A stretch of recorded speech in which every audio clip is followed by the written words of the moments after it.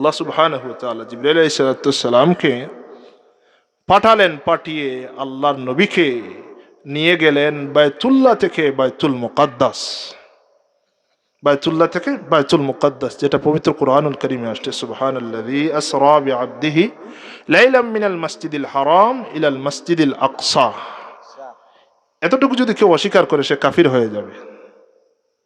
আর তারপরে মসজিদে আকসা থেকে 7 আসমান পাড়ি দিয়ে প্রথম আসমান, দ্বিতীয় আসমান, তৃতীয় আসমান, চতুর্থ আসমান, পঞ্চম আসমান, ষষ্ঠ, সপ্তম পাড়ি দিয়ে সিদরাতুল মুনতাহা বেদ করে আরশে আজিম পর্যন্ত আল্লাহ সুবহানাহু ওয়া তাআলা তার বন্ধুকে নিয়ে তার পাশে বসিয়ে কথাবার্তা বলে আমাদের জন্য 3টা উপহার দিয়ে পাঠিয়েছেন আবার মক্কায়। সুবহানাল্লাহ। এটাই হচ্ছে রজব মাস। এই রজব মাস আসলে আমরা একটা কথা আমাদের মনে আসে, সেটা কি? মেরাজুন নবী, ঠিক না? এই মাসে আল্লাহর হাবিবকে আল্লাহ সুবহানাহু ওয়া তাআলা তার কাছে নিয়ে গিয়েছিলেন। আমি একটা আয়াত তিলাওয়াত করেছি, আমি আমাদের আয়াতে যাচ্ছি। তার কাছে নিয়ে গিয়েছিলেন। কখন নিয়ে গিয়েছিলেন? আল্লাহর নবীকে কষ্ট দিয়েছিলেন। প্রথমে 3-4টা কষ্ট দিয়েছিলেন। 1 নম্বর কষ্ট, শিয়াবে আবু তালিবে প্রায় 3 বছর বন্দী অবস্থায় ছিলেন আমার নবী। 2 নম্বর কষ্ট, আল্লাহ নবীর চাচা আবু তালিব ইসলাম গ্রহণ করেন নাই, তারপরও আল্লাহ নবীকে সব সময় ছায়া দিয়েছিলেন, মাথার ছায়া হিসাবে আবু তালিব ছিলেন।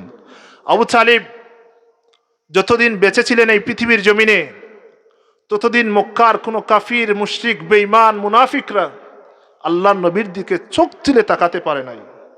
যে আবু তালিবের ভাতিজা, এই বছর, যেই বছর মেরাজ সংঘটিত হয়েছে নবুয়তের 10ম বছরের পরে, এই বছরেই আবু তালিব ইন্তেকাল করেছেন। আল্লাহ নবীর মনে ব্যথা, অনেক ব্যথা। এক ব্যথা ইন্তেকাল করেছেন, আরেক ব্যথা মরার সময় আবু তালিবের কাছে আল্লাহ নবী গিয়ে বললেন, ইয়া রাসূলুল্লাহ, শেষ সময় আপনার শেষ সময়, সারা জিন্দেগি আমার কথা শুনেন নাই, আপনি আমাকে আদর করেছেন, মাথার উপর ছায়া দিয়েছেন, কিন্তু ঈমান আনেন নাই। চাচা, প্রাণের চাইতে প্রিয় চাচা, আপনাকে আমি ভালোবাসি। শেষ সময় শুধু লা ইলাহা ইল্লাল্লাহ আপনি বলে দেন, পরের কাজ আমি জানি। শুধু আপনি বলে দেন লা ইলাহা ইল্লাল্লাহ, এর পরের টুকু আমি জানি। পাশে ছিল আবু জাহেল, উতবা সাহেবা। তারা বলল, আবু তালিব, মরার সময় বাপ দাদার ধর্ম বেঁচে যাবা। তখন আর আবু তালিবের ঈমান নসিব হয় নাই। এই ব্যথা, মনে ব্যথা, অনেক ব্যথা। তারপরে আবু তালিব ইন্তেকালের পরে আল্লাহ নবী যখন রাস্তাঘাট দিয়ে হাঁটতেন, তখন কাফির, মুশরিক, বেঈমানরা তারা আল্লাহ নবীকে কষ্ট দিত, কটু কথা বলতো। আল্লাহ নবী মনের ব্যথা নিয়ে ঘরে আসলে আম্মাজান খাদিজা রাদিয়াল্লাহু তাআলা আনহা আল্লাহ নবীকে সান্ত্বনা দিতেন। আল্লাহ নবীকে আম্মাজান খাদিজা রাদিয়াল্লাহু তাআলা আনহা দেখলেই বুঝতে পারতেন আল্লাহ নবীকে কেউ কষ্ট দিয়েছে। সুন্দর সুন্দর নাত গাইতেন, আল্লাহ নবী খুশি হয়ে যেতেন। এই বছরই আবু তালিবের ইন্তেকালের কিছুদিন পরেই আম্মাজান খাদিজা রাদিয়াল্লাহু তাআলা আনহাও ইন্তেকাল করেছেন। 3টা ব্যথা, শিয়াবে আবু তালিব ইন্তেকাল করেছেন, তারপরে আম্মাজান খাদিজা রাদিয়াল্লাহু তাআলা আনহা ইন্তেকাল করেছেন। মনে কষ্ট, কষ্টের পাহাড় নিয়ে আল্লাহর নবী মনে মনে ভাবলেন, আমি তায়েফ চলে যাব।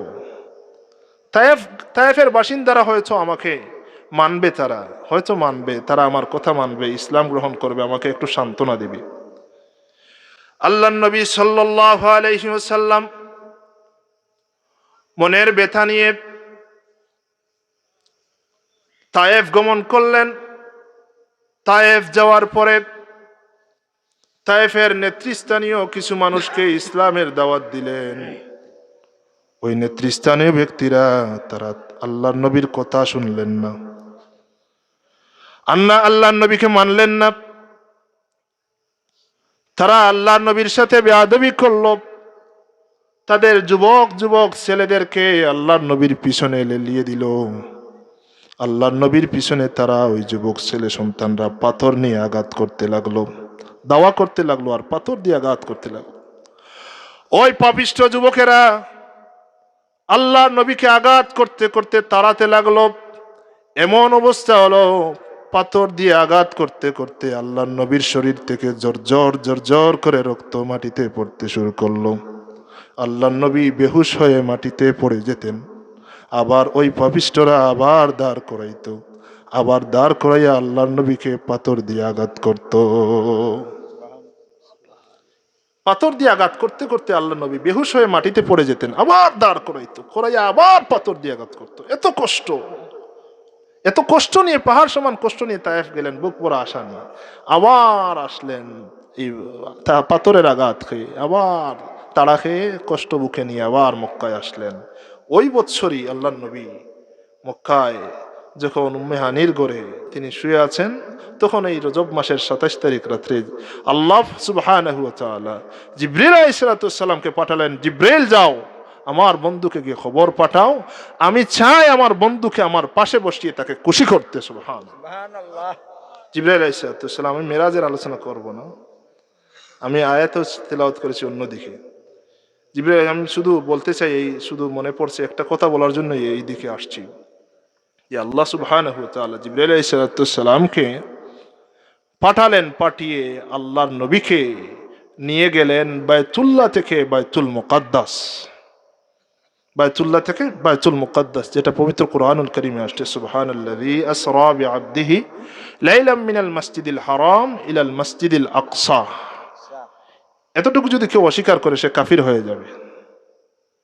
আর তারপরে মসজিদে আকসা থেকে 7 আসমান পাড়ি দিয়ে প্রথম আসমান, দ্বিতীয় আসমান, তৃতীয় আসমান, চতুর্থ আসমান, পঞ্চম আসমান, ষষ্ঠ, সপ্তম পাড়ি দিয়ে সিদরাতুল মুনতাহা বেদ করে আরশে আজিম পর্যন্ত আল্লাহ সুবহানাহু ওয়া তাআলা তার বন্ধুকে নিয়ে তার পাশে বসিয়ে কথাবার্তা বলে আমাদের জন্য 3টা উপহার দিয়ে পাঠিয়েছেন আবার মক্কায়। সুবহানাল্লাহ। এটাই হচ্ছে আমাদের আকীদা, আহলে সুন্নাত ওয়াল জামাতের আকীদা হচ্ছে যে আল্লাহ সুবহানাহু ওয়া তাআলা তার বন্ধুকে মক্কা থেকে, বায়তুল্লাহ থেকে বায়তুল মুকাদ্দাস, বায়তুল মুকাদ্দাস থেকে একেবারে প্রথম, দ্বিতীয়, তৃতীয়, চতুর্থ, পঞ্চম, ষষ্ঠ, সপ্তম ভেদ করে সিদরাতুল মুনতাহায় গিয়ে শেষ হয় নাই, সিদরাতুল মুনতাহা পাড়ি দিয়ে আরশে আজিমে নিয়ে একেবারে তার পাশে বসিয়ে সশরীরে, স্বপ্ন যুগে নয়, সশরীরে আহলে সুন্নাত ওয়াল জামাতের আকীদা হচ্ছে সশরীরে তার পাশে বসে কথাবার্তা বলে আমাদের জন্য 3টা উপহার দিয়ে পাঠিয়েছেন। সুবহানাল্লাহ। যেটা হাদিসে আসছেন, হাদিসে আসছেন হযরত আব্দুল্লাহ রাদিয়াল্লাহু তাআলা আনহু বলেছেন, রাসূল সাল্লাল্লাহু আলাইহি সাল্লাম মিরাজ থেকে আমাদের জন্য 3টা উপহার নিয়ে এসেছেন। ওতিয়া রাসূলুল্লাহ সাল্লাল্লাহু আলাইহি ওয়াসাল্লাম সালাসান, 3টা উপহার নিয়ে এসেছেন। কি 3টা? ওতিয়া সালাওয়াতিল খামস, 5 ওয়াক্ত নামাজ আমাদের জন্য আমাদের নবী নিয়ে এসেছেন। সুবহানাল্লাহ। নামাজ নিয়ে অনেক ঘটনা আছে, আমি বলবো পরে। তারপরে 2 নম্বর খাওয়াতিম সূরাতুল বাকারা, সূরা বাকারার শেষ 2 আয়াত আমাদের জন্য আমাদের নবী নিয়ে এসেছেন। সুবহানাল্লাহ। সূরা বাকারার শেষ 2 আয়াত কি? আমানার রাসূলু বিমা উনজিলা ইলাইহি মির রাব্বিহি ওয়াল মুমিনুন কুল্লুন আমানা বিল্লাহি ওয়া মালাইকাতিহি ওয়া কুতুবিহি ওয়া রুসুলিহি ওয়াল ইয়াউমিল আখির কুতুবিহি ওয়া রুসুলিহি লা নুফাররিকু বাইনা আহাদিন মিন রুসুলিহি ওয়া ক্বালু সামি'না ওয়া আতানা গুফরানাকা রাব্বানা ওয়া ইলাইকাল মাসির। একবারে শেষ পর্যন্ত এই 2টা আয়াত আল্লাহর নবী নিয়ে এসেছেন। যদি আল্লাহ নবী বলেছেন এই 2টা আয়াত যদি কেউ তিলাওয়াত করে ঘুমানোর সময়, তাহলে সারা রাত নফল ইবাদত করার সব তার নামা আমলে লিখতে হবে। এই 2টা আয়াত নিয়ে এসেছেন আল্লাহ নবী আমাদের জন্য উপহার হিসাবে। আর কি? আল্লাহ নবীর ওই হাদিস থেকে, ওই আল্লাহ নবীর ওই সাহাবীর হাদিস থেকে জানলাম আমরা। আরেকটা হচ্ছে গুফিরা লাহু এই মান লাম ইউশরিক বিল্লাহি সুবহানাহু ওয়া তাআলা। আল্লাহ নবীর যে উম্মত যারা আছে, তারা যদি শিরিক মুক্ত ভাবে, শিরিক ছাড়া অন্য যত বড় ধরনের গুনাহগার হোক না কেন, শিরিকের গুনাহ যদি করে না, আর যত বড় গুনাহগার হোক না কেন, তওবার মাধ্যমে আমার আল্লাহ সুবহানাহু ওয়া তাআলা তাদেরকে মাফ করে দিবেন। এই 3টা উপহার আল্লাহ নবী নিয়ে এসেছেন। 1 নম্বর 5 ওয়াক্ত নামাজ নিয়ে এসেছেন আমাদের জন্য। 2 নম্বর সূরা বাকারার শেষ 2 আয়াত। 3 নম্বর শিরিক মুক্ত গুনাহ যেটা, এটা তাওবার মাধ্যমে আল্লাহ সুবহানাহু ওয়া তাআলা মাফ করে দিবেন। সুবহানাল্লাহ। আল্লাহ বলে দিয়েছেন যে আপনার উম্মত যদি শিরিক মুক্ত কোনো গুনাহ করে থাকে, যত বড় গুনাহ হোক না কেন, আল্লাহ সুবহানাহু ওয়া তাআলার কাছে যদি তওবা করে বান্দা, তাহলে তার তওবা আল্লাহ কবুল করে নেবেন। সুবহানাল্লাহ। আল্লাহ পাক রব্বুল আলামিন আমাদেরকে সদা সর্বদা তওবা করার তৌফিক দান করুক, সবাই পড়ি আমিন। আমরা গুনাহগার, গুনাহ করার পরে সেই বান্দা আল্লাহর কাছে সবচেয়ে প্রিয় যে বান্দা গুনাহ করার পরে গাট্টি বেঁধে বসে না থাকে। গুনাহ করেছেন আপনি, সঙ্গে সঙ্গে আপনি আল্লাহর কাছে তওবা করে ফেলেন, আল্লাহ আপনাকে মাফ করে দিবেন। সুবহানাল্লাহ। প্যারা হাদিরিন, শুরুতে আমি যে আয়াতে কারিমা তিলাওয়াত করেছিলাম, আল্লাহ সুবহানাহু ওয়া তাআলা বলেন, ইয়া আইয়ুহাল্লাযীনা আমানু কু আনফুসাকুম ওয়া আহলিকুম নারা وقودها الناس والحجارة عليها ملائكة غلاظ شداد لا يعصون الله। এই আয়াতে আল্লাহ বললেন, ইয়া আইয়ুহাল্লাযীনা আমানু, হে ঈমানদারগণ, কু আনফুসাকুম ওয়া আহলিকুম নারা, তোমরা নিজেদেরকে এবং তোমাদের পরিবার পরিজন আহলকে তোমরা জাহান্নামের আগুন থেকে হেফাজত করো। আল্লাহ বললেন, হে ঈমানদাররা, যারা তোমরা ঈমান এনেছো, আমি আল্লাহকে বিশ্বাস করেছো, আমার নবীজির উপর ঈমান এনেছো, আমি আল্লাহর উপর ঈমান এনেছো, তোমাদেরকে আমি আল্লাহ বলতেছি, তোমরা নিজেরা বাঁচো এবং তোমাদের পরিবার পরিজনকে জাহান্নামের আগুন থেকে বাঁচাও। তোমরা নিজে বাঁচো, তোমাদের পরিবার পরিজনকে জাহান্নামের আগুন থেকে বাঁচাও। তারপরে আল্লাহ বললেন, ওয়াকুদুহান নাস ওয়াল হিজারা, জাহান্নামের ইন্ধন হবে, জাহান্নাম আল্লাহ জ্বালাইবেন মানুষ এবং পাথর দিয়ে। জাহান্নামের আগুন কি দিয়ে জ্বলবে? মানুষ এবং পাথর দিয়ে। আমরা এই যে চুলা আছে না, চুলায় কি দিয়ে আগুন জ্বালাই? লাকড়ি দিয়ে। আর জাহান্নাম জ্বলবে কি দিয়ে? মানুষ দিয়ে আর পাথর দিয়ে। আল্লাহ বলতেছেন, ওয়াকুদুহান নাস ওয়াল হিজারা, হিজারাতুন পাথর, কুদুহান নাস ওয়াল হিজারা, মানুষ এবং পাথর দিয়ে আল্লাহ জাহান্নামের আগুন দাও দাও করে জ্বালাইবেন। নাউযুবিল্লাহ। আর জাহান্নামের ওই আগুনে দায়িত্বশীল কারা? আলাইহা মালাইকাতুন গিলাজুন শিদাদ, কঠোর হৃদয়ের, নির্মম একেবারে, কোনো পাথর হৃদয় যেটাকে বলা হবে না, এই পাথর হৃদয়ের কোনো কথা, কোনো অবজেকশন, আপনার কোনো কথা শুনবে না তারা। দুনিয়ার জমিনে আমরা যদি অপরাধ করি, অপরাধ করার পরে পুলিশ ধরে নিয়ে যায় না, অথবা মেম্বার চেয়ারম্যান যে বিচার করে, এখানে মেম্বার কেউ আছেন? নাই, তাহলে বাঁচলাম। মেম্বার চেয়ারম্যান বলেন, পুলিশ বলেন, আপনি যদি ঘুষ দিয়ে দেন তাহলে মেম্বার চেয়ারম্যানেরও বিচার উল্টে যায়, ঠিক কিনা? অপরাধ করার পর মাপ পেয়ে যান। পুলিশ যদি ধরে নিয়ে যায়, 1 মাসের জেল হলে 1 দিনেই ছুটে আসে, ঠিক কিনা? অনেক মার্ডার কেসের আসামি ছুটে আসে না? যাবজ্জীবন কারাদণ্ড প্রাপ্ত আসামিও 2 দিন পরে ছুটে আসে। মৃত্যুদণ্ড প্রাপ্ত আসামিও ছুটে আসে ঘুষের মাধ্যমে। দুনিয়ার পুলিশ ঘুষ খেতে পারে, দুনিয়ার চেয়ারম্যান মেম্বার ঘুষ খেতে পারে, সবাই নয়, আগে বলে দিলাম। ঘুষ খেতে পারেন, উকিল মুখতার ব্যারিস্টার ঘুষ খেতে পারে, পুলিশ ঘুষ খেতে পারে, সবাই, দুনিয়ার সব মানুষ ঘুষ খেতে পারে। কিন্তু আল্লাহ বলতেছেন যে ফেরেশতারা সেখানে থাকবে, আলাইহা মালাইকাতুন গিলাজুন শিদাদুল লা ইয়াসুনাল্লাহ, এমন ফেরেশতারা সেখানে থাকবে এই জাহান্নামে, যাদের নাম তাফসিরে আসছে জাবানিয়া। জাবানিয়া নামক ফেরেশতা সেখানে থাকবে। কোনো ঘুষ চলবে না সেখানে, কোনো কথা চলবে না সেখানে। শুধু আল্লাহ যা বলবেন তারা তা নাফরমানি করবে না, আল্লাহ যা আদেশ দিবেন তারা তা করতে থাকবে। কোনো ঘুষ চলবে না, ঘুষ চলবে না, যা করবেন তাই পাবেন। এই জন্য আল্লাহ বলেছেন, শুরুতে কি বলেছেন? ঈমানদাররা শুনো শুনো, কু আনফুসাকুম ওয়া আহলিকুম নারা, শুধু তোমরা বাঁচলে চলবে না, তোমাদের পরিবার পরিজনকে নিয়ে বাঁচতে হবে, তবেই তোমরা মুক্তি পাবে, নইলে সবাই জাহান্নামে যাবে। এই আয়াত নাজিল হওয়ার পরে আল্লাহর নবীর সাহাবী হযরত ওমর রাদিয়াল্লাহু তাআলা আনহু রাসূলুল্লাহ সাল্লাল্লাহু আলাইহি সাল্লাতু সাল্লামকে ডাক দিয়ে বললেন, ইয়া রাসূলুল্লাহ, ইয়া হাবিবাল্লাহ, ইয়া রাসূলুল্লাহ, আল্লাহ বলেছেন কু আনফুসাকুম, তোমরা নিজেরা বাঁচো। আমি বুঝলাম, এই কথা আমার বুঝে আসলো, আমি নামাজ পড়ব, আমি রোজা রাখবো, আমি হজ করব, জিহাদ করব, ভালো কাজ করব, সত্য পথের আদেশ দিব, অসৎ প্রত্যেক মানুষকে বাধা দিব, আমি জাহান্নাম থেকে মুক্তি পেয়ে যাব। ইয়া রাসূলুল্লাহ, কিন্তু পরের কথা আমার বুঝে আসে নাই, আমি আমার পরিবারকে কিভাবে জাহান্নাম থেকে বাঁচাবো।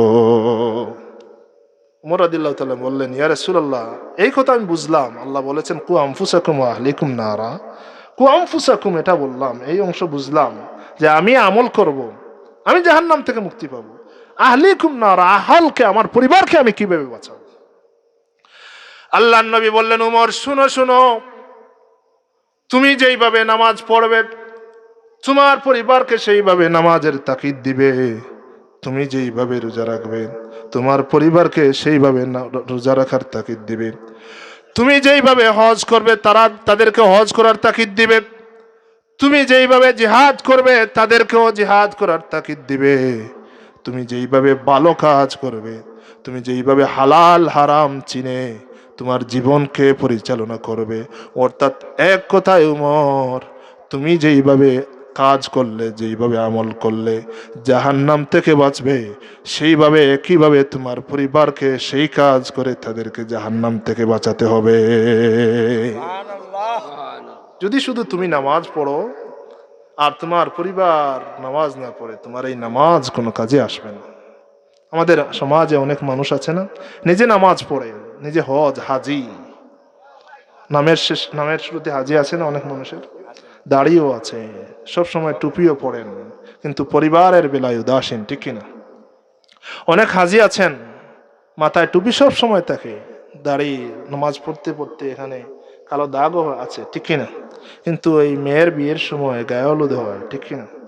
বলে ছেলে মেয়ে একটু ফুর্তি করবে, ছেলে মেয়ে একটু ফুর্তি করবে, আবার ওনার নামের শুরুতে যদি হাজি না লাগান তাহলে আবার কি হয়, মাইন্ড করেন। আল্লাহ পাক রব্বুল আলামিন আমাদেরকে হেফাজত করুক। আল্লাহ বলেছেন কি এখানে, কু আনফুসাকুম ওয়া আহলিকুম নারা, কু আনফুসাকুম বলেন নাই, শুধু শুধু এক নিজে বাঁচার জন্য বলেন নাই, তুমি বাঁচো, তোমার পরিবারকে বাঁচাও। তুমি নামাজ পড়ো, তোমার সন্তানকে নামাজ পড়াও। তুমি নামাজ পড়ো, তোমার মেয়েকে নামাজ পড়াও, ছেলেকে নামাজ পড়াও। তুমি নামাজ পড়ো, তোমার স্ত্রীকে নামাজ পড়াও। তুমি নামাজ পড়ো, তোমার বাবা মা যদি নামাজ না পড়ে তাহলে তাদেরকে নামাজ পড়াও। তুমি নামাজ পড়ো, তোমার প্রতিবেশীকে নিয়ে নামাজ পড়ো, নামাজ কায়েম করো, রোজা কায়েম করো, সৎ কাজের আদেশ দেও, অসৎ কাজ থেকে নিষেধ করো। সবাইকে নিয়ে বাঁচতে হবে। তুমি যদি একা একা শুধু সুবহানাল্লাহ সুবহানাল্লাহ আলহামদুলিল্লাহ আলহামদুলিল্লাহ আল্লাহু আকবার পড়ো, আর তোমার পরিবার একদিকে আর তুমি আরেকদিকে, কোনো কাজে আসবে না। তুমিও জাহান্নামে যাবে, তোমার পরিবারও জাহান্নামে যাবে। তোমার সন্তান, আমাদের সমাজে দেখবেন অনেক মানুষ সন্তান পায় না, 10 বছর 20 বছর হয়ে যায় সন্তান পায় না, ঠিক কিনা? অনেক মানুষ বছরে 2টাও পায়, একসাথে হয় না, জোর সন্তান হয়। আল্লাহ পাক রব্বুল আলামিন তাকে দেন সন্তান। আল্লাহ নবী বলেছেন, মাল ও আওলাদ নেয়ামত, মাল ও আওলাদ ফিতনা, দুইটাই বলেছেন আল্লাহ নবী। মাল ও আওলাদ নেয়ামত, এই নেয়ামতের যদি সঠিক কদর করেন, আপনাকে এই নেয়ামত আল্লাহর জান্নাতে পৌঁছে দিবে। সুবহানাল্লাহ। আল্লাহ নবী বলেছেন, মাল ও আওলাদ ফিতনা, এই ফিতনায় যদি আপনি পতিত হন তাহলে এই ফিতনা, এই মাল ও আওলাদ আপনাকে জাহান্নামে পৌঁছে দিবে।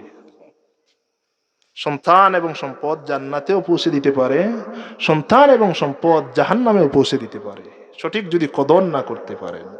একটা কথা শুনে রাখবেন,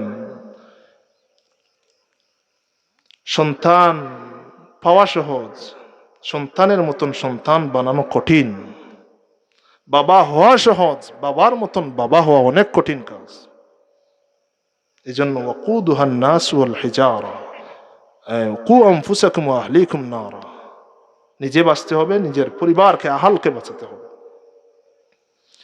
আল্লাহর নবী সাল্লাল্লাহু আলাইহি ওয়াসাল্লাম বললেন, ও আমার উম্মতেরা শুনো শুনো, তোমার সন্তানের বয়স যখন 7 বছর হবে, তুমি তাকে নামাজের জন্য আদেশ করো। কয় বছর? 7 বছর। এবং 14 বছর হলেও আমরা বলি ঘুমাক, ঠান্ডা লেগে যাবে, ঠিক কিনা? মা বলে ঠান্ডা লেগে যাবে, বাবা বলে ঠান্ডা লেগে যাবে। বাবা কিন্তু নামাজে যায়, ঠিক আছে, কিন্তু বলে ঠান্ডা লেগে যাবে, আমার সন্তানের জ্বর উঠবে। কিন্তু আল্লাহ যে বললেন, আল্লাহ নবী বললেন 7 বছর হলে নামাজের আদেশ করো। 10 বছর হলে নামাজ শুধু আদেশ নয়, বেত্রাঘাত করো। 10 বছর হয়ে গেলে সন্তান যদি নামাজ না পড়ে, হিসাব নেও আর বেত্রাঘাত করো। মিষ্টি মিষ্টি কথা চলবে না। 10 বছর হয়ে গেলে সন্তান যদি নামাজ না পড়ে, তাহলে এর হিসাব তোমাকেও দিতে হবে। বেত্রাঘাত করো আর কি করো, বিছানা তাদের আলাদা আলাদা করে দাও। 7 বছর হলে নামাজের আদেশ করো। 10 বছর হলে আদেশের সাথে ডান্ডা দেও, বেত্রাঘাত করো আর বিছানা আলাদা করে দেও। আমাদের সমাজে এটা আসেনি এখন। 7 বছর, 8 বছর, 10 বছর, 15 বছর হয়ে যায়, মা বাবারও নামাজ নাই, সন্তানেরও নামাজ নাই। মা বাবার নামাজ আছে, সন্তানের নামাজ নাই। আছে না নাই? আছে, আছে। এই জন্য সন্তান বাবা বাবা হওয়া সহজ, বাবার মতন বাবা হওয়া অনেক কঠিন, অনেক কঠিন। আমিও আপনাদের মতন যুবক ভাই যারা আছেন তাদের মতন যুবক আমিও। আমারও মা বাবা আছে। আমি আমার বাবার কথা একটা কথা বলি। আমার বাবা, আমি যদি আমার রুমে ঘুমাই, এখন তো আর বাবার কাছে থাকি না, আমি এখানে আপনাদের এলাকায় রাখালগঞ্জে থাকি, এই ক্লাব পয়েন্টের এখানে থাকি। তো আমার বাবা যদি আমার ঘরে ঢুকেন ফজরের সময়, এমনিতেই উঠি আমরা, কিন্তু যদি আমার ঘরে শুধু প্রবেশ করে, আমাকে ডাকা লাগবে না, শুধু যদি আমার বাবা যদি আমার ঘরে প্রবেশ করে, তাহলে আমার ঘুম এমনিতেই ভেঙে যায়। যদি বাবার মতন বাবা হও, তাহলে সন্তানের ভয় এমনিতেই থাকবে। আমার আমার বাবা আমার রুমে প্রবেশ করে যদি ফজরের সময়, তাহলে আমার এমনিতেই এমন ভাবে, উনি এমন ভাব নিয়ে প্রবেশ করবে আর যে দরজাটা এমন ভাবে ইয়ে করেই প্রবেশ করবে, ডাকা লাগবে না, এমনিতেই পাল দিয়ে উঠা লাগবে নামাজে আমাদের। এই জন্য এই এমন বাবা হওয়া দরকার, এমন সন্তানও হওয়া দরকার। আল্লাহ পাক আমাদের প্রত্যেককে কবুল করুক, সবাই পড়ি আমিন। আমিন। প্যারা হাজিরিন, আল্লাহ বললেন, ইয়া আইয়ুহাল্লাযীনা আমানু ও আনফুসাকুম ওয়া আহলিকুম নারা। ও ঈমানদারেরা রে, তোমরা যারা ঈমান এনেছো, তোমরা আগুন থেকে বাঁচো, তোমাদের পরিবারকে বাঁচাও। এই জন্য পরিবারের দিকে ভালো করে খেয়াল দিতে হবে। আপনার সন্তান কোন কাজে যাচ্ছে, আপনার সন্তান কোন কাজে কার সাথে সময় ব্যয় করতেছে, আপনার ছেলে সন্তান, আপনার মেয়ে সন্তান কার সাথে উঠতেছে, কার সাথে বসতেছে, কার সাথে গল্প করতেছে। আপনার ঘরে যদি মোবাইল থাকে, তাহলে আপনার সন্তান, ছেলে সন্তান, আপনার মেয়ে সন্তান কার সাথে কথা বলতেছে, মাঝে মাঝে এটা চেক করবেন। যদি না করেন, যখন ঘটনা ঘটবে তখন কপালে বাড়িয়ে ইভেন, ঠিক কিনা? আহলিকুম নারা, কঠিন কথা আমার মুখে, আমি ছোট বয়সে এই কঠিন কঠিন কথাগুলো বলা উচিত হচ্ছে না, তারপরে বলে ফেলতেছি। আহলিকুম নারা, আহালকে বাঁচাতে হবে। যদি আপনি নামাজ পড়েন তাহলে চলবে না। এই জন্য বর্তমানে এই ফিতনার জমানায় মোবাইল থাকতে পারে ঘরে, মোবাইল থাকতে পারে, মাঝে মাঝে চেক করবেন, মাঝে মাঝে চেক করবেন মোবাইল বলবেন বাসায়, বলতে পারবেন না, বলবেন যে মোবাইলে কোনো লক লাগানো যাবে না। মোবাইল আপনি চেক করবেন, কার সাথে কথা বলতেছে, কার সাথে উঠতেছে, কার সাথে বসতেছে, বুঝেন নাই? আমারও আপনাদের অনেকের ইয়ে থাকতে পারে, ভাই বোন থাকতে পারে। আমারও একটা বোন ছিল, আমি বিয়ে দিয়ে দিচ্ছি।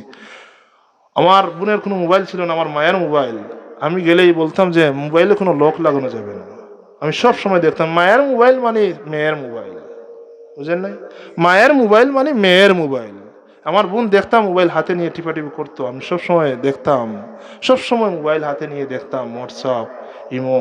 আমার ভাইরা বিদেশে থাকে, ওদের সাথেই কথা বলে, দেখতাম। তারপরও যে দেখার কারণে কি অসতর্ক সব সময় থাকতো, কোন সময় ভাই দেখবে, কোন সময় আব্বা দেখবে। আমার আব্বাও সব সময় দেখবে। এটা কিন্তু গুরুত্বপূর্ণ বিষয়, আপনারা এটা করবেন। যদি না করেন, তখন যখন ঘটনা ঘটবে তখন পস্তাইবেন। আল্লাহ পাক আমাদের প্রত্যেককে হেফাজত করুক, সবাই পড়ি আমিন। আমিন। প্যারা হাজিরিন, রাসূলুল্লাহ সাল্লাল্লাহু আলাইহি সাল্লামের প্রখ্যাত সাহাবী হযরত আব্দুল্লাহ ইবনে ওমর রাদিয়াল্লাহু তাআলা আনহু, আব্দুল্লাহ ইবনে ওমর রাদিয়াল্লাহু তাআলা আনহুমা থেকে বর্ণিত, আন্না রাসূলুল্লাহ সাল্লাল্লাহু আলাইহি ওয়াসাল্লাম, আব্দুল্লাহ ইবনে ওমর রাদিয়াল্লাহু তাআলা আনহুমা বলেন, রাসূলুল্লাহ সাল্লাল্লাহু আলাইহি সাল্লাম ইরশাদ করেছেন, আলা কুল্লুকুম রাইন ওয়া কুল্লুকুম মাসউলুন আন রাইয়াতিহি। আল্লাহ নবী সাবধান করে দিলেন, আলা কুল্লুকুম রাইন ওয়া কুল্লুকুম মাসউলুন আন রাইয়াতিহি। সাবধান ও আমার উম্মতেরা রে, শুনো শুনো, তোমরা প্রত্যেকেই দায়িত্বশীল, তোমরা প্রত্যেকেই দায়িত্বশীল। আলা কুল্লুকুম রাইন ওয়া কুল্লুকুম মাসউলুন আন রাইয়াতিহি, সাবধান, তোমরা প্রত্যেকেই দায়িত্বশীল আর প্রত্যেকেই তোমাদের দায়িত্ব সম্পর্কে কিয়ামতের দিন জিজ্ঞাসিত হবে। প্রত্যেকেই দায়িত্বশীল আর প্রত্যেকেই তোমাদের দায়িত্ব সম্পর্কে কিয়ামতের ময়দানে জিজ্ঞাসিত হবে, আল্লাহ জিজ্ঞাসা করবেন। তারপরে আল্লাহর নবী বললেন, ফাল ইমামু আল্লাযী আলান নাসি রাইন ওয়া হুয়া মাসউলুন আন রাইয়াতিহি, একজন ইমাম দায়িত্বশীল, মানুষের দায়িত্বশীল। কালকে কিয়ামতের দিন সেই ইমামকে তার দায়িত্ব সঠিকভাবে পালন করেছে কিনা এটা জিজ্ঞেস করা হবে। ইমাম মানে কি? নেতা। শুধু মসজিদের ইমাম নয়। ইমাম তো আমরা শুধু ইমাম, শুধু ইমামই বুঝি যে মসজিদে যিনি নামাজ পড়ায় তাকে ইমাম বলা হয়। ইমাম মানে নেতা। মসজিদের ইমামও যদি হয়, ঠিক আছে, মসজিদের নেতা হচ্ছেন ইমাম। এখন আমরা ইমামকে তো সেই কি করি না, সেই দামও দেই না, দামও দেই না। আল্লাহ নবী বলেছেন কি, ইমাম দায়িত্বশীল, মানুষের দায়িত্বশীল। কিয়ামতের ময়দানে ইমামকে জিজ্ঞাসা করা হবে, মানুষের যে দায়িত্ব নিয়েছ, নামাজ সঠিক মতো পড়িয়েছ কিনা, সঠিক মতো মানুষের দায়িত্ব পালন করেছে কিনা, সঠিক মতো সেই তোমার দায়িত্ব আঞ্জাম দিয়েছ কিনা, তোমার হক আদায় করেছো কিনা, এটা সম্পর্কে ইমামকে জিজ্ঞাসা করা হবে। ঠিক আছে, শুধু ইমামকে নয়, মুসল্লি যারা আছেন তাদেরকে জিজ্ঞাসা করবেন না? মুতল্লি যিনি সভাপতি, সেক্রেটারি, ক্যাশিয়ার, তাকে জিজ্ঞাসা করবেন না? তাকেও জিজ্ঞাসা করবেন। ইমামকে যেইভাবে জিজ্ঞাসা করবেন তার সঠিক মতো তার দায়িত্ব আদায় করেছে কিনা, সভাপতিকেও জিজ্ঞাসা করবেন, সেক্রেটারিকেও জিজ্ঞাসা করবেন, ক্যাশিয়ারকেও জিজ্ঞাসা করবেন।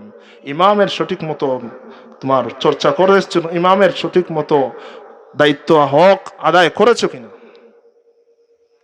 ইমামের সঠিক মতো হক আদায় করেছো কিনা। আমাদের ইমামরা সবচেয়ে অবহেলিত, ঠিক কিনা? সঠিক কথা বলতে লজ্জা কিসের? কথা বলেন। ইমামরা অবহেলিত কিনা? ইমামরা অবহেলিত। আমার পরিবার 50,000-এ হয় না, ইমামের 3,000-এ হয়, ঠিক কিনা? কালকে কিয়ামতের দিনে হিসাব দিতে হবে। কিন্তু মসজিদের দায়িত্বে যারা আছেন ভালো করে বুঝে নিবেন। আমার সত্য কথা তিতাই ভালো, বুঝেন নাই? আমি হয়তো আপনাদের এলাকায় আর নাও আসতে পারি, তাহলে সত্য যেটা এটা বলে দেই। ইমাম আমিও ইমাম, আমার কথা আমি প্রথমে বলেছি। আল্লাহ নবী বলেছেন ইমাম দায়িত্বশীল। কালকে কিয়ামতের দিন ইমামকে জিজ্ঞাসা করা হবে তোমার সঠিক মতো তোমার দায়িত্ব পালন করেছো কিনা। ইমাম তার জবাব দিতে হবে।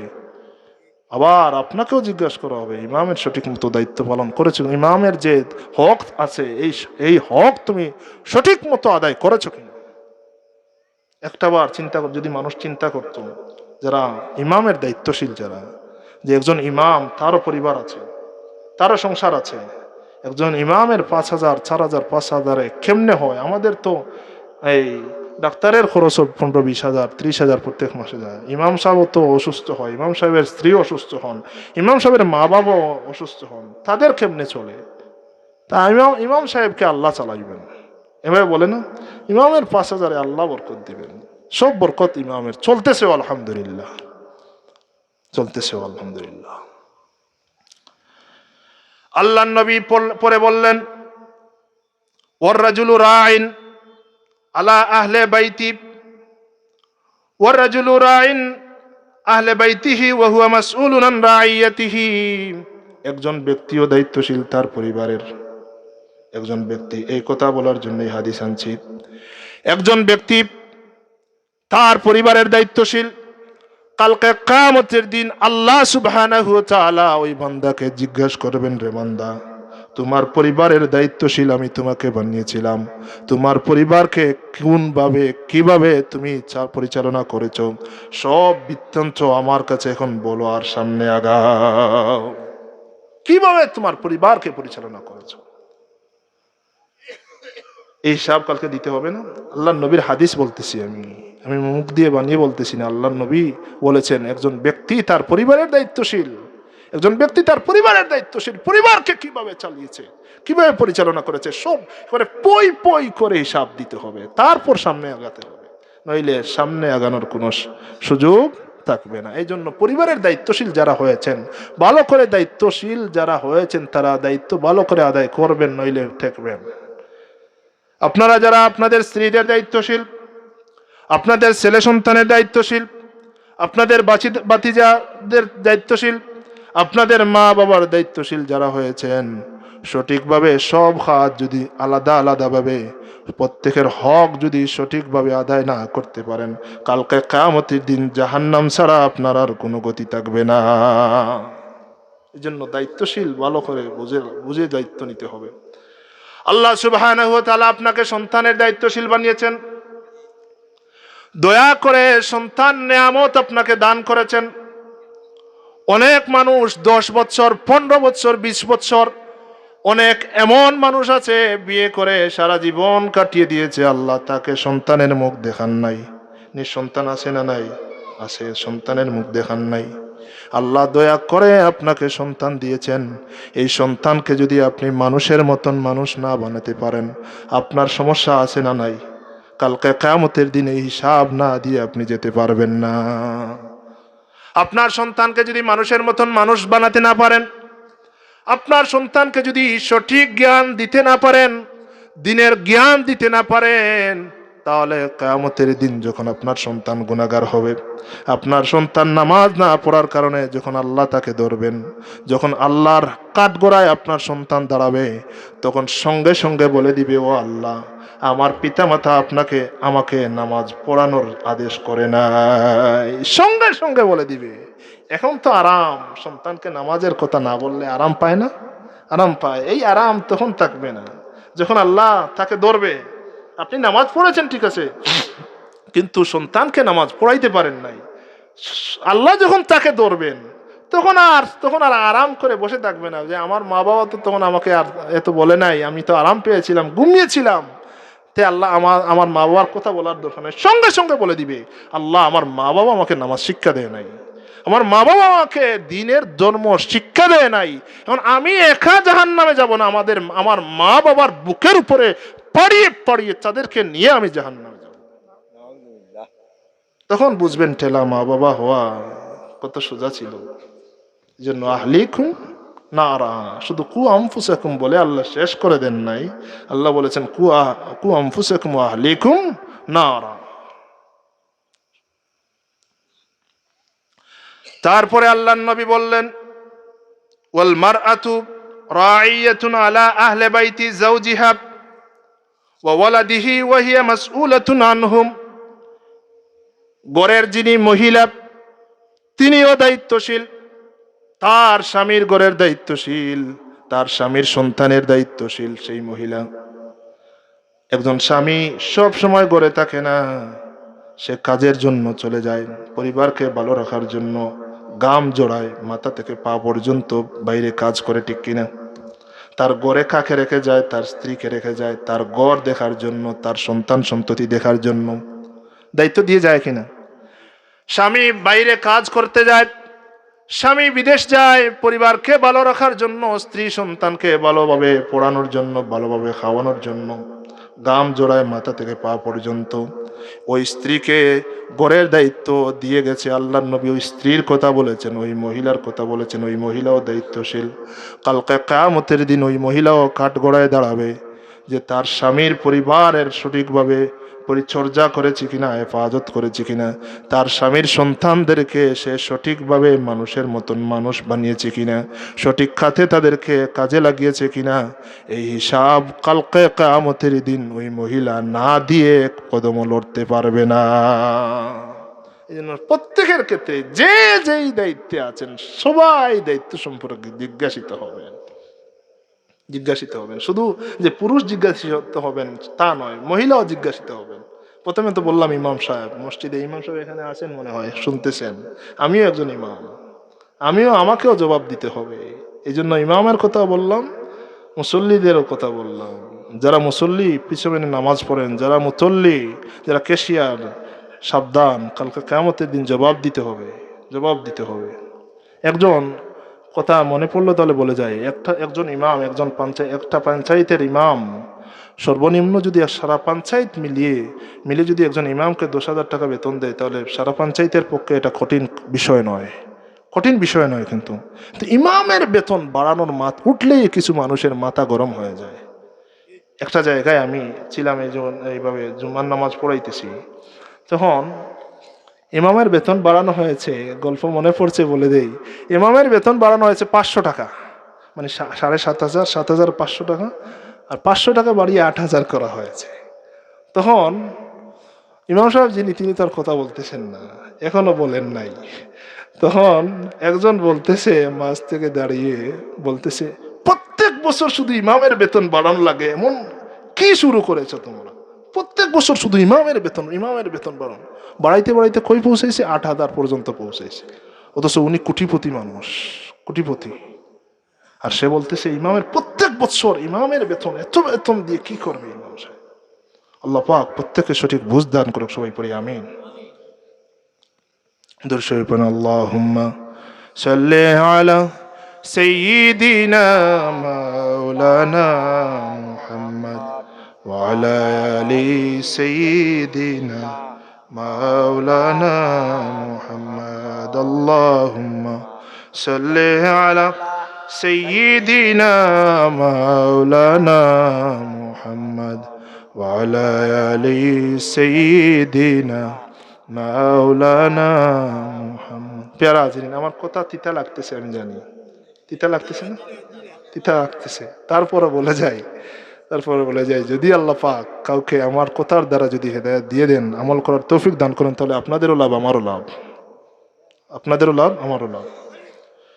আল্লাহর নবী সাল্লাল্লাহু আলাইহি ওয়াসাল্লাম শেষে যেই কথা বললেন,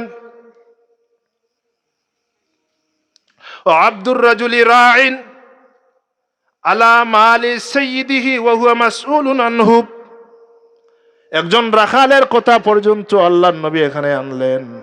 একজন রাখাল, তার তার সাইয়্যিদ, তার নেতা, তার মালিকের মালের হিসাব তাকে সঠিকভাবে দিয়েছে কিনা, সেই মালের সঠিকভাবে হেফাজত করেছে কিনা। রাখাল আমরা কি জন্য রাখি? আমাদের মালকে সংরক্ষণ করার জন্য, হেফাজতে রাখার জন্য।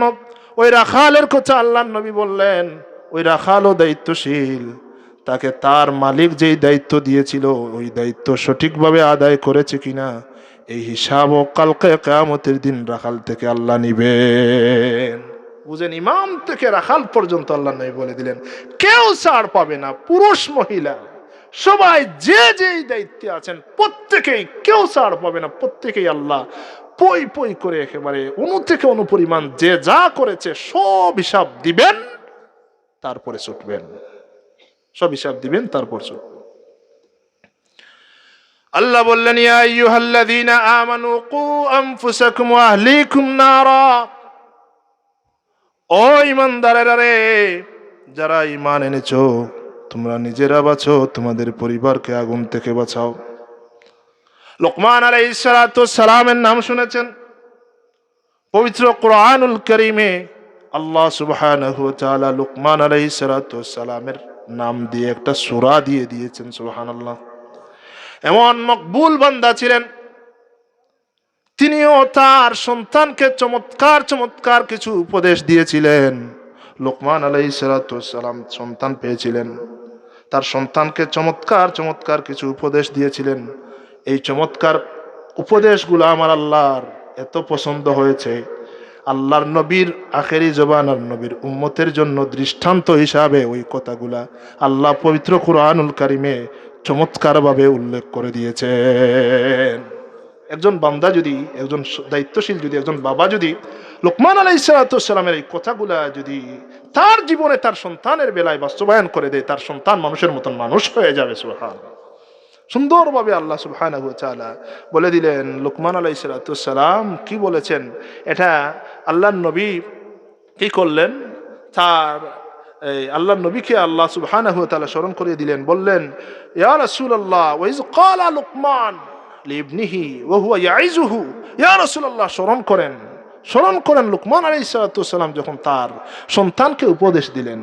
যারা পিতা হয়েছেন তাদের জন্য এই আয়াত বলতেছি আমি, যে ইয়া রাসূলুল্লাহ স্মরণ করেন, ওয়া ইয ক্বালা লুকমান, আল্লাহ বললেন ওয়া ইয ক্বালা লুকমান, লোকমান আলাইহিস সালাতু ওয়াস সালাম যখন লিবনিহি ওয়া হুয়া ইয়াইযুহু, তার সন্তানকে তিনি উপদেশ দিলেন, সেই উপদেশটা আপনি স্মরণ করেন। উপদেশ কি? ইয়া বুনাইয়া, হে বৎস, হে আমার সন্তান, শুনো শুনো, লা তুশরিক বিল্লাহ, আল্লাহর সাথে তুমি কাউকে শরিক করো না। সুবহানাল্লাহ পড়বেন না? লুকমান আলাইহিস সালাম তার সন্তানকে ডেকে কাছে ডেকে বলেছিলেন এটা, ইয়া বুনাইয়া লা তুশরিক বিল্লাহ ইন্নাশ শিরকা লাযুলমুন আযীম। সন্তান, তুমি কি করো না, আল্লাহর সাথে কাউকে শরিক করো না, নিশ্চয় নিঃসন্দেহে ইন্নাশ শিরকা লাযুলমুন আযীম, শিরকের গুনাহ সবচেয়ে বড় গুনাহ। এভাবে আমরা যারা বাবা হয়েছি একদিনও বলেছি আমার সন্তানকে, বাবা শিরিক করো না, ইন্নাশ শিরকা লাযুলমুন আযীম, সবচেয়ে বড় গুনাহ শিরিক, এটা বলেছি? বুকে হাত দিয়ে বলতে পারবেন? যদি বলতেন তাহলে আপনার সন্তান রথযাত্রায় যেত না, যদি বলতেন তাহলে আপনার সন্তান পূজার মণ্ডপে যেত না, ঠিক কিনা? আমাদের মুসলমানের সন্তান যারা, আজকে এই গ্রামে হিন্দু আছে না? যাদের হিন্দু হিন্দু সমাজের যারা প্রত্যেক মাসে মাসে পূজা হয় না, বড় বড় পূজা হয়, দুর্গা পূজা, এই পূজা সেই পূজা, এই পূজার অনুষ্ঠানগুলা সফল করে কারা? মুসলমানরা না? মুসলমানের বাচ্চারা গিয়ে সফল করে। আমাদের এই মাহফিলে আপনি যদি তাদেরকে, হিন্দু ভাইদেরকে টাকা দেন, টাকা বিছিয়ে দিলেও তো আসবে না। আমাদের ঈদের ঈদগাহে হিন্দু ভাই আসবে আমাদের সাথে কুলাকুলি করার জন্য? তাই আমরা বলি যে যখন দুর্গাপূজা আসে আমাদের মুসলমান নেতারা ব্যানার টাঙ্গায় না, ধর্ম যার যার, উৎসব সবার, আসো সবাই মিলে কুলাকুলি করি। দুর্গাপূজায় গিয়ে এই সময় ধর্ম যার যার, উৎসব সবার, তারা তো আর বলে না আমার ঈদের সময়, তারা তো আর হিন্দু কোনো ভাই এইভাবে ব্যানার টাঙ্গায় না যে ধর্ম যার যার, উৎসব সবার, আসো আমরা হিন্দু সবাই মিলে ঈদের দিন ঈদগাহে যাই, গিয়ে তাদের সাথে কুলাকুলি করি। এত বেহায়া কেন আমরা? নির্লজ্জ জাতি হয়ে গেছে। এই জন্য নির্লজ্জ হওয়ার কারণে গজব পড়তেছে আমাদের উপর, নির্লজ্জ হওয়ার কারণে, বেহায়া হওয়ার কারণে, আল্লাহর সাথে শিরক করার কারণে। আল্লাহ প্রথমে বলেছেন সব গুনাহ মাফ করবেন। আমি প্রথমে বলেছি এই মেরাজের রজনীতে আল্লাহ সুবহানাহু ওয়া তাআলা 3টা উপহার দিয়েছেন, তার মধ্যে একটা উপহার হচ্ছে শিরক মুক্ত যদি কোনো গুনাহ বান্দা করে, তাহলে আল্লাহ সুবহানাহু ওয়া তাআলা যত বড় গুনাহ হোক না কোনো বান্দার গুনাহ মাফ করে দিবেন, কিন্তু একমাত্র শিরকের গুনাহ মাফ করবেন না। যে আমরা সময় সময় শিরক করি না, শিরিক করার কারণে কাফির মুশরিক বেঈমানরা আল্লাহ আমাদেরকে মাফ করতেছেন না। গুনাহ করতে করতে জমিনের উপর আসমানের নিচ বলে ফেলেছি। এই জন্য জায়গায় জায়গায়, জায়গায় জায়গায়, দেশে দেশে, রাষ্ট্রে রাষ্ট্রে হিন্দু, এই মুশরিক, ইহুদি, খ্রিস্টান, নাসারারা আমাদের মাথার উপর বসে বসে আমাদেরকে মারতেছে। আমাদের পাপের ফসল এগুলা। আমাদের পাপ পাপ করতে করতে একবারে সীমা, দর্জের শেষ সীমায় পৌঁছে গেছে। এই জন্য বিধর্মীরা আমাদেরকে মারতেছে, গুলি করে করে মারতেছে, ইন্ডিয়ার জমিনে মারতেছে, গাজায় মারতেছে, মিয়ানমারে মারতেছে, পাকিস্তানে মারতেছে, আফগানিস্তানে মারতেছে, সব জায়গায় মারতেছে, ঠিক কিনা? গুনাহ করেছি আমরা, গুনাহগার। এই জন্য আল্লাহ বলেছেন শিরিক মুক্ত গুনাহ যদি হয় তাহলে মাফ করবেন। আমরা যে শিরিক, এসার নামাজ পড়ে, তাহলে শিরিক শিরিক করার কারণেই আমরা কি আল্লাহর গজবে উপনীত হচ্ছে, গজব আমাদের উপর পড়তেছে। শিরিক মুক্ত থাকতে পারবো তো ইনশাআল্লাহ? আল্লাহ আল্লাহকে দেখান হাত তুলে, আমরা জীবনেও শিরিক করব না। আমার সন্তানকে, আমার ভাইকে, আমার চাচাকে, আমার বাতিজাকে সর্বদা বলবো ইন্নাশ শিরকা লাযুলমুন আযীম। লুকমান আলাইহিস সালাম কি বললেন? দৃষ্টান্ত আমাদের জন্য আল্লাহ সুবহানাহু ওয়া তাআলা পবিত্র কুরআনুল কারীমে বলে দিয়েছেন, ইয়া রাসূলুল্লাহ আপনি স্মরণ করুন, আমাদের নবীকে আগে স্মরণ করে দিন। ইয়া রাসূলুল্লাহ, তাহলে এই কথা থেকে আরেকটা কথা বের হয়ে যায় যে আল্লাহ এখানে বললেন ওয়াইজ ক্বালা লুকমান, ইয়া রাসূলুল্লাহ আপনি স্মরণ করেন যখন লুকমান আলাইহিস সালাম তার সন্তানকে এই কথা বললেন, তাহলে বোঝা যায় যে আমাদের নবী তখনও ছিলেন, ঠিক কিনা? তাহলে তখন আল্লাহ নবী তো সবার শেষে আসলেন। লুকমান আলাইহিস সালামের সময় তো আল্লাহ নবী ছিলেন না সামনে। তাহলে আল্লাহ এখানে বললেন কেন? যখন লুকমান আলাইহিস সালাম তার সন্তানকে এই কথা বলেছেন, আপনি স্মরণ করেন ইয়া রাসূলুল্লাহ। তাহলে আমার নবী, বোঝা যায় কথা থেকেই যে সবার আগে সৃষ্টি করেছেন আমার নবীকে। সুবহানাল্লাহ। আদম থেকে ঈসা পর্যন্ত যত নবী আছেন সব নবীর কর্মকাণ্ড সব কিছু আমার নবী বসে বসে দেখেছেন। সুবহানাল্লাহ।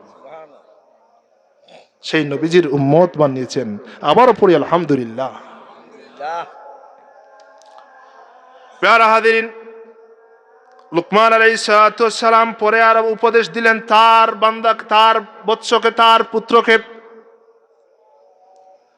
তার সন্তানকে। লুকমান আলাইহিস সালাম তার পাশে বসিয়ে উপদেশ দিয়ে গেলেন, ও আমার সন্তান আরো শুনো, ইয়া বুনাইয়া আকিমিস সালাত, হে আমার সন্তান, আকিমিস সালাহ, নামাজ কায়েম করবে। তুমি কি করবে? নামাজ কায়েম করবে। মাইক বন্ধ থাকতো।